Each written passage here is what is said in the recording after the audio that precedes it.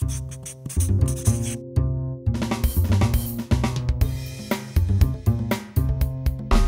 U.S. Chamber of Commerce is the world's largest business federation. We represent the interests of more than 3 million businesses of every size, every sector, and every region. We work hard in Washington, D.C. to influence policymakers to ensure that there is an environment ripe for free enterprise and for businesses to succeed. There's state and local chambers all across the nation, and we're affiliated with many, but not all of them. They're very much independent of the U.S. Chamber of Commerce here in Washington, D.C.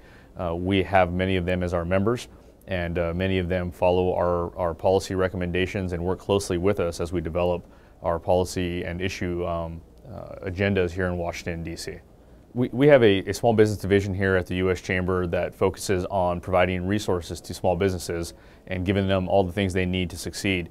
We also influence policy related to small businesses, whether it's in the healthcare, tax, labor arenas. We make sure that the policies that are being implemented here in Washington, D.C. are not going to promote barriers, and rather will remove barriers, and that would allow our small businesses to succeed. If you go to our website, you'll be able to find a number of resources and a toolkit that will give you information on what you need to do to start a successful small business, provide you information on everything from getting a loan to setting up a successful business plan. But more importantly, we allow small business members to come and have a voice here in Washington, D.C. by providing us their stories and providing us their expertise, so that as we work here in Washington, D.C. with members of Congress and folks in the administration, that we are truly representing the needs of our small business community.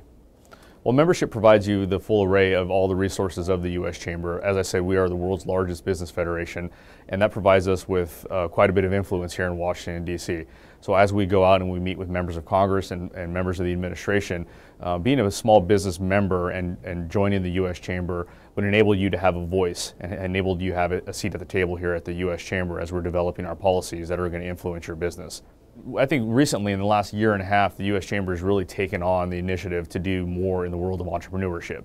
Entrepreneurs and young, fast growth companies are the source of most of the new jobs in this country. And I think over the last 5 years, you've seen a decline of almost 25% of new start companies. And if we were unable to sustain that, if we were able to sustain those levels, we'd have 2 million more jobs currently than we do right now. So we need young entrepreneurs to be out there, to be innovating, to be taking chances, and creating these new jobs that we need to pull ourselves out of this 9% unemployment that we have.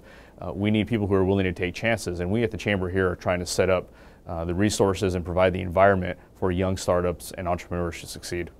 This is a great time to be an entrepreneur because of the number of resources that are available to folks who are willing to take chances, to people who want to innovate and who want to be on the edge of starting new companies. Every time that you come to the U.S. Chamber and you are a young entrepreneur who wants to work with us, we have an entire division who's set up and committed to providing you with the types of resources you need to succeed.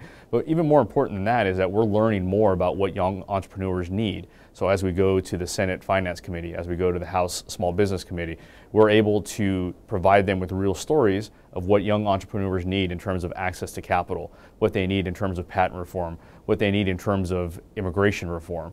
And we have a very strong voice here in Washington to be able to tell the story of young entrepreneurs.